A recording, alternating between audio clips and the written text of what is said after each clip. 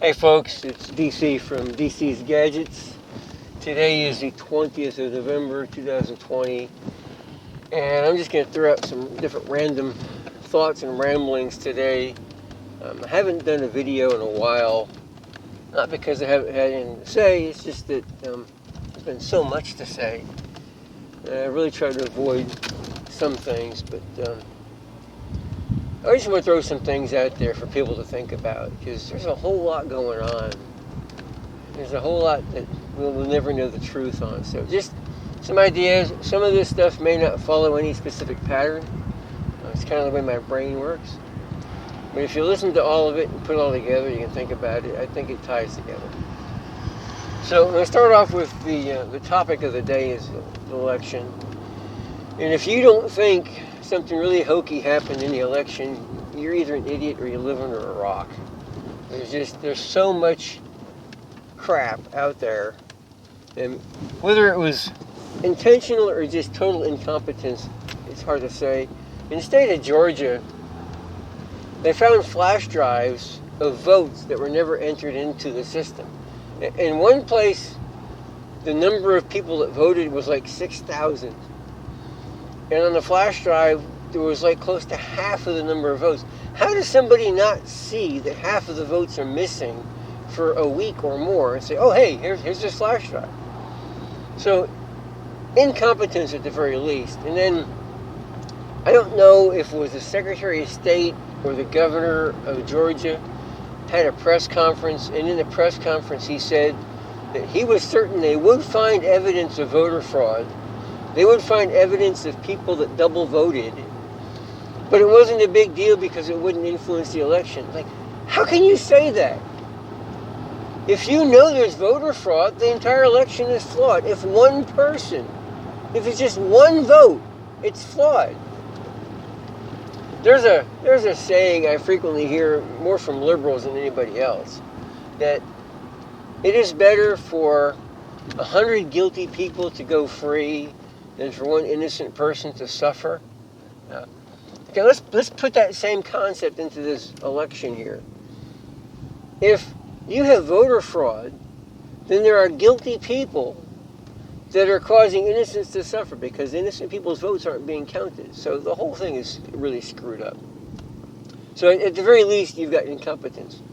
Then you got various states with some all kinds of weird stuff happening. And Rudy Giuliani has got, affidavits and proof of different things. So there's some strange stuff happening. Let's just leave it at that. How it happened, I have no idea. And I really don't care. I'll let them figure it out. I know that if you look at if all you get your news from is local U.S. sources, you're not getting news, you're getting propaganda. And I don't care what U.S. source you're listening to. Someone once told me that they listen to NPR because it's an unbiased and it's an accurate news source. And I about died laughing. I mean, talk about a liberal bastion of news. It's NPR.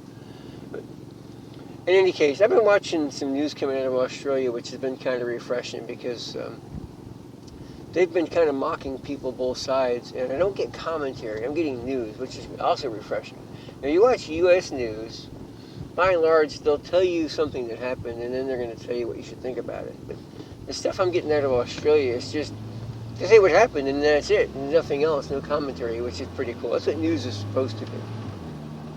So if you're watching news just in the U.S., you're not getting news. And then if you watch some of the things that pop up on Facebook or even here on YouTube, people will talk about the election, and they'll talk about President Trump's lawsuits. And then you're going to get something from a fact checker or something that says, the AP has declared that Biden has won. The AP doesn't get to declare anything. The AP is just a bunch of news people. Congress is going to declare who's president, not the AP. It's going to come either to the Electoral College or it's going to come down to the Congress. Or it's going to come down to Congress no matter what. Usually goes to the Electoral College. There are areas in the Constitution that dictate what should happen in failed elections, which is kind of interesting there, too. But let's look at the failed election. Now, on the surface, it would appear to most people with half a brain, that this has been manipulated to favor the Democrats. And so one would think maybe the Democrats did this, but I'm not most people. I don't know who did this. It'd be easy to just place the blame on the Democratic Party for screwing the election. But it would have been a stroke of genius for the Republican Party to do this and screw with it to the point where it's obvious it's been screwed with. So the general public will say, we have got to change the way we do things. And in some states, people walk in to vote with no ID, with nothing. Just say, I am so-and-so, I want to vote. And they give them a ballot and vote. In some states, more than 100% of the people that live in certain cities voted. There was one place where the tallies were like 120%. I heard rumor, don't know for sure, that 300% of the registered voters in one area voted. How is that possible? You have to have integrity. And I think if nothing else comes from this whole fiasco of an election, I think you're going to get a stronger surge of people supporting the idea of you vote in person and you must show an ID. That's where it needs to be, it's integrity. And the other aspect is computers. Computers are not infallible, and computers are not unhackable. And the whole concept of counting votes in computers and thinking that it's safe is just, you're smoking dope if you think a computer is safe. I don't care what kind of system you're running. Computers are not safe. Electronic media is not safe. I'll tell you a bit of a story. And most people don't understand how radios work, so we're going to go back in time a little bit. When I was a kid, about somewhere between 8 and 10 years old, I remember exactly how old I was, I built my first radio. It was a crystal radio. And the designs for this was in the Cub Scout handbook. I don't remember if it was a wolf book or a bear book. I'm thinking wolf, but I could be wrong. We built this crystal radio, and the way you make this thing is you get some enamel covered wire, and the best wire to use in this is the stuff that they use to rewind electric motors. You can actually buy the kits online, but back then, this would have been like 1970-ish. We had to get the parts together from like Radio Shack or Rewinder. I can't remember all the details, but I'm thinking we got some wire from a guy that actually rewound electric motors. It's a good source. If you want to make one of these things and you live in a city where there's somebody who rewinds electric motors, if you go ask them for like the tail end of a spool, odds are they'll give it to you. It's, 65 or 100 feet of wire on a spool for someone who rewinds motors really isn't worth a whole lot, but you can do a lot of stuff with it. And the way we did this was we took this enamel covered wire and we wound it around a Quaker Oats oatmeal box, or the round tube. It's one of the smaller ones, I think. Like I said, this is going back 1970-ish, and I'm old, so the brain didn't work great. But there's some aspects of this I remember vividly, and some I don't. We wound this stuff around the Quaker oatmeal box, and somewhere between like 120 and 220 turns of wire went around this thing. It was kept tight, and once it was all done, we took some shellac and painted over the whole thing so it wouldn't move on the box, kind of glued it in place. And then after the shellac died, you took some really fine sandpaper and sanded the top of the wire to expose the top of the wire, because the enamel would keep the sides covered. So you had a section across the top of this thing that was bare. Then you made a little wiper for tuning. And look the thing up. I could try to explain it to you, but you won't be able to get the vision unless you look it up, what these things look like. And then we made a crystal detector. It was a piece of, I'm pretty sure it was copper tubing that we cut the bottom off and flared it out and screwed it to a board, and then stuck a piece of quartz down inside the tube. And took a safety pin to make what they call a cat whisker, which would detect off of the crystal. And you hook it up to a little earphone, a little cheap earphone that came with an AM transistor radio. And the thing would pick up AM radio. You put a ground rod in the ground and string like 60 feet of wire outside the window and sit there and tune this coil you made with a little wiper, and you could hear radio. And there was like 2 radio stations within like 10 or 15 miles of my house. There was a religious station in a city called Zarapath. I remember that pretty clear. And then there was another station in the city of Somerville, like 10 miles away, and AM radio stations. And those 2 stations came through. It wasn't great. You could hear it in the earphone. You had to be in a quiet area, but it worked. Okay. And the whole principle is the radio waves oscillate, and your crystal is oscillating, and the coil is oscillating, and all these things oscillate at frequencies. And when you match frequencies, you can hear things. Basic radio theory. So you get into computers. Well, let's back up a second. Let's talk about other radios. So this is AM, and you get into FM radios and whatnot. Your frequencies change, and then you have inside of a radio you have intermediate frequencies, and you have this principle called beat frequencies or zero beating frequencies. And when you have two frequencies that match exactly, they cancel each other out. And you can do this with tones. If you have like two tone generators or two things that can make the exact same note, and you play them at the same time, you hit a spot where they are exactly the same, and you'll hear nothing. It kind of nulls out.